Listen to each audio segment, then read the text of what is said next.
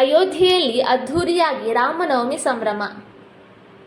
500 ವರ್ಷಗಳ ಬಳಿಕ ರಾಮನ ಜನ್ಮಸ್ಥಳದಲ್ಲಿ ಅದ್ಧೂರಿಯಾಗಿ ರಾಮನವಮಿ ಆಚರಣೆ ನಡೆಸಲಾಯಿತು. ಈ ಐತಿಹಾಸಿಕ ಕ್ಷಣಗಳಿಗೆ ಉತ್ತರ ಪ್ರದೇಶ ಸಾಕ್ಷಿಯಾಗಿದೆ. ಬೆಳಗಿನ ಜಾವ 3:30ಕ್ಕೆ ಮಂಗಳಾರತಿ ನೆರವೇರಿಸುವುದರ ಮೂಲಕ ಗರ್ಭಗುಡಿಯ ಬಾಗಿಲು ತೆರೆಯಲಿದ್ದು, ರಾತ್ರಿ 11ರ ತನಕವೂ ಬಾಲರಾಮ ತನ್ನ ಭಕ್ತರಿಗೆ ದರ್ಶನವನ್ನು ನೀಡಲಿದ್ದಾನೆ. ಅಯೋಧ್ಯೆಯಲ್ಲಿ ಬರೋಬ್ಬರಿ 9 ದಿನಗಳ ಕಾಲ ಶ್ರೀರಾಮನಿಗೆ ಪೂಜೆಯನ್ನು ಸಲ್ಲಿಸಲಾಗುತ್ತದೆ. 9ನೆಯ ದಿನದಂದು ಭಗವಾನ್ ರಾಮನಿಗೆ 56 ಬಗೆಯ ಖಾದ್ಯಗಳನ್ನು ನೈವೇದ್ಯವಾಗಿ ಅರ್ಪಿಸಲಾಗಿತ್ತು. ಈ ಬಾರಿ ರಾಮನವಮಿಯಂದು ರಾಮಲಲ್ಲಾ ವಿಗ್ರಹ ಅಥವಾ ಮೂರ್ತಿಗೆ ಸೂರ್ಯನ ಅಭಿಷೇಕವನ್ನು ಮಾಡಲಾಗಿತ್ತು.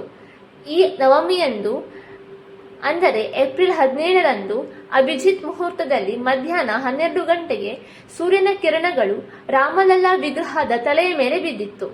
ಇದು ರಾಮನಿಗೆ ಸೂರ್ಯದ ತಿಲಕವನ್ನು ಇಟ್ಟಂತೆ ಕಾಣುತ್ತಿತ್ತು. ರಾಮನವಮಿಯ ದಿನದಂದು ಮಧ್ಯಾಹ್ನ 12 ಗಂಟೆಗೆ ಆಪ್ಟೋಮೆಕಾನಿಕಲ್ ಸಿಸ್ಟಮ್ ಮೂಲಕ ಬಾಲರಾಮನ ಹಣೆಯ ಮೇಲೆ ಸೂರ್ಯನ ಕಿರಣಗಳು ಬಿದ್ದಿತ್ತು. ದೇವಸ್ಥಾನದ ನೆಲಮಹಡಿಯಲ್ಲಿ 2 ಕನ್ನಡಿಗಳು ಮತ್ತು ಲೆನ್ಸ್ ಅಳವಡಿಸಲಾಗಿತ್ತು.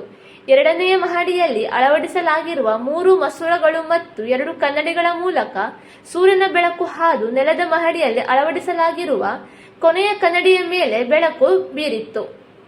ಇದರಿಂದ ಪ್ರತಿಫಲಿಸುವ ಕಿರಣಗಳು ರಾಮನ ಹಣೆಯ ಮೇಲೆ ತಿಲಕವನ್ನು ರೂಪಿಸಿತ್ತು.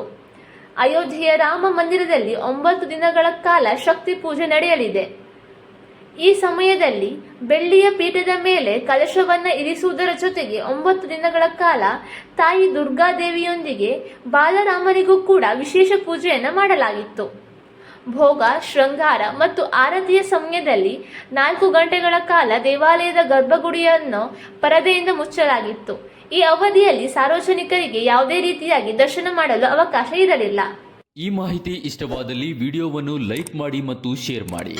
ಇನ್ನೂ ಹೆಚ್ಚಿನ ಮಾಹಿತಿಗಾಗಿ ನಮ್ಮ ಕನ್ನಡ ಟ್ರಾವೆಲ್ ವಾಹಿನಿಯ ಚಂದಾದಾರರಾಗಿ.